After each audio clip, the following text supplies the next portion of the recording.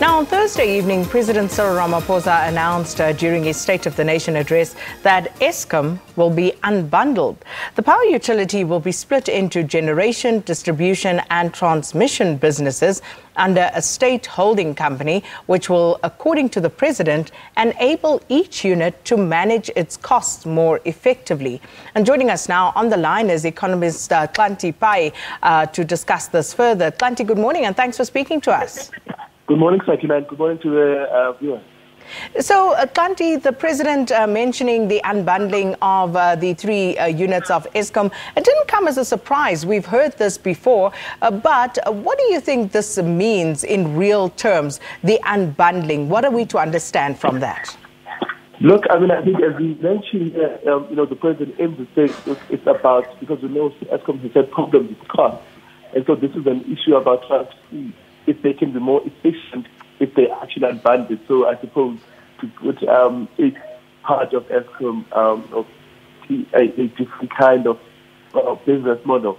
But of course, I think we should be realistic to say Eskom didn't run into these problems just simply on a rising cost. But we know that there has been a lot of leakages, like money was being stolen, as you know. And so that's why we're here. And I think we're not solving that first problem, but how you actually create a much more ethical business that's also much more responsive to doing the right thing. I think that's the first part. But the second part is to really try to determine if you will actually, what you're trying to achieve will be achieved by the unbundling. And now I'm starting to see now, until they actually really detail it in much more better sense, to see if this actually will achieve the cost restructuring. And I think as the union say, this might be aimed at something much more different than this, which is perhaps privatization and the reducing maybe of staff. Xhanti, let's talk about that. Firstly, your understanding of unbundling before we come to the union's concerns about the unbundling of Eskom. Look, this is something that's much more prone to private sector companies. When they are looking at themselves and thinking to themselves, what are we good at? And the company will unbundle first and say, we want to keep what they would say some core assets. So things that they say, they're really good at this, we know it, we understand it, and this is what we would like to do better. And then they take every other piece, and they unbundle and they sell it off. It is not quite like a restructure where you say, I'm breaking up my business team, and they will be managed by different people, and therefore unbundle. People tend to say they're actually redistributing those parts or taking them off the business, focus really on the core.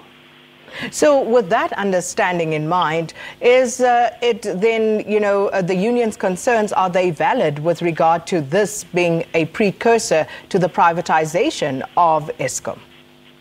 Well, there's starting the speculation, my part, but certainly if you look at the standard practice of it, then they are clearly on the right path.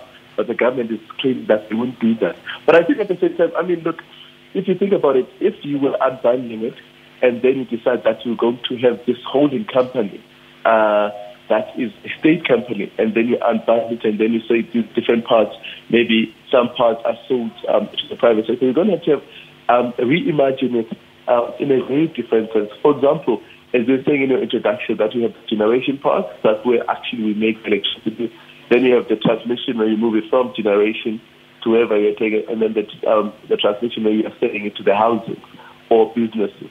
That, there has to be some relationship between the generation and the distribution, because pricing is very important. We've had this problem, for example, with Eskom and the municipalities, where many times Eskom is a generator of the electricity, and then the municipality is actually selling it to our homes and businesses. And the municipalities can't pay the generator because they themselves are not getting paid. And it complicates the kind of business model that we have. And I think the thing that has been helpful is that all companies have been part of the state. Now, if you've got a private sector and the government is to try to do the same thing, we might run into some really complex problems. And that's something that we have to think about quite seriously. So how would you go about unbundling Eskom when the utility is sitting with more than 400 billion rand in debt? Exactly, and I think this is exactly the problem. Where are you going to send that debt? And one of the key things that Eskom has said is, and some analysts have said actually, that even pricing is probably one of the biggest things, because even if you unbundle it, you are still left, every business with the sum of its parts. So you don't, the fact that you have divided into three doesn't actually quite change the problem. I think for us, we have to ask, what is the problem that we're trying to solve in Eskom? What are the key problems? And as I said earlier, one of the key problems, of course, was how management had handled Eskom, how government had interacted with Eskom, and how responsive they were to the challenges they were facing. And it's not a simple thing to just unbundle it without actually saying, these are the key things that we do. So I would start before even making a decision to unbundle it. You ask a question about what is that went wrong and how do we change it. And I think here we are putting the carriage before the horse. Also curious that we are talking about unbundling, yet, and I think you touched on this earlier, we haven't spoken about, for example, the governance issues that has led to Eskom finding itself in this place where it is right now. So even if you unbundle it with the same people running the organization, yes, there have been some changes brought in, but we do not see things turning around perhaps at the speed at which we would like. Then how does Eskom move forward without addressing those key issues in addition to the ones that you mentioned and actually turn around their fortunes? Absolutely, and I think that's the thing. If you are unbundling it, and let's imagine that you're unbundling it and then you are going to be, because if you unbundle it and it's still within the state, then you still have the same company, you still have the same governance issues, you still have the same pricing issues and regulatory issues. Also, if you unbundle it without any of these changes, as you say, we are not going to get anywhere. But if we are looking to privatize, we still have to assure those private investors. If I were, for example, you and I decided, look, this is a great opportunity, so let's put together our funding and go and buy a part of Eskom. We will still run into some of these issues where, for example, the regulator might decide not to pay us the prices we want. We know that Eskom cash flow issues are quite big. Or we might still also have the problems of collecting revenues from, for example, municipalities or other clients that are not paying. And how are we going to do that? Because some of these things are political. So you're going to face some of these issues. So would we want to buy this business? So you would need a lot of work and a lot of detail, and I think perhaps a lot of that work has to go through from now until we get more detail. And Xhanti, quite apart from those high-level technical discussions that need to take place, I mean, many South Africans are sitting and wondering, how will the unbundling of Eskom, of course, affect the tariffs that they pay? Yes, and I think there are a number of things for tariffs. Right? The first part is that, of course, Eskom has a regulator, the National Energy Regulator, which, as I understand, in the next couple of weeks, will release their decision on whether to grant Eskom those increases they want. So the tariffs are a big part of Eskom has a regulated pricing model. So that's the one thing. But then if you unbundle and you privatize it, how will that regulation work, and how will then a private sector company undertake pricing to the consumer? And that is something, of course, that would concern a lot of the consumers. So that's a very important question that you ask, and it is part of this thing in which the government has to decide, because many private sector companies, I mean, we don't have a lot of companies in the private sector or privatized companies that actually take pricing from government or from a regulatory body. I mean, we know we've been talking, for example, about data prices, and regulators, in the communication sector have allowed prices to escalate, and consumers have not been better for it. So I think the main thing here would actually be how we actually going to go about it if privatization is part of the question. So do you believe, Xhanti Payi, that the tariffs will actually increase if Eskom is unbundled?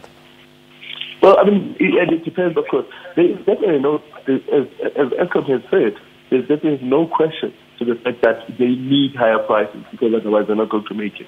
There's no doubt the revenue they earn now is not enough to finance their debt and to continue to buy more of their inputs that they need.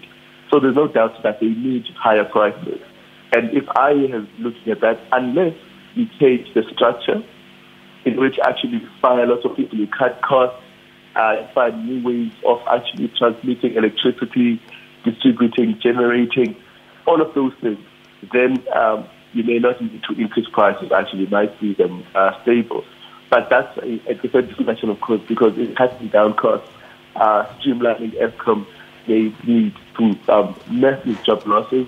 And then a change, even in terms of the kinds of people, for example, who sell diesel, people who sell coal to Eskom, those mining firms in the coal sector, those people will be severely affected too, depending on really clearly about how you go about it. So there are, whether you think about cost structure in terms of the final consumer, or cost structure depending on the people who work at Eskom, the people who supply Eskom, there's no way of going about this without some real pain. Now, Xhanti, the president also went on to say that Eskom will undergo a 9-point turnaround plan and that government will step in to support Eskom's balance sheet.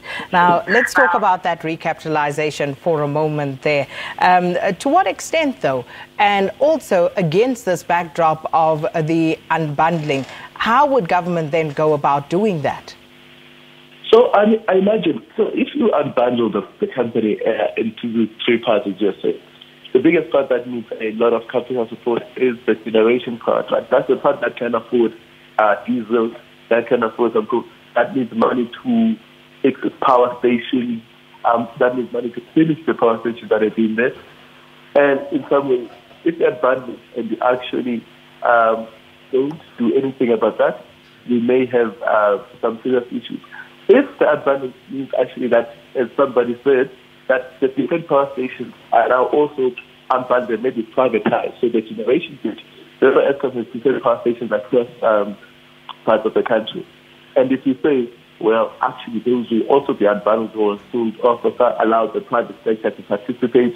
Also remember, we've got the renewable energy sector, where there we've got independent power producers, and all of these parts become part of how we generate electricity. Then you might be able to say, well, actually, you are selling off some bits, then you ask for the balance sheet of Eskom, and then to be able maybe to take other things.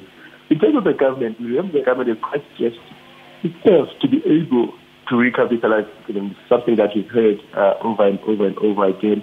People in Eskom had asked the government to take part of its own balance sheet. That this has been something difficult and hasn't had the response that Eskom has wanted. The government is not in a very strong position right now to commit to helping in recapitalizing Eskom, because government itself is in its own fiscal challenges in terms of both revenue and debt.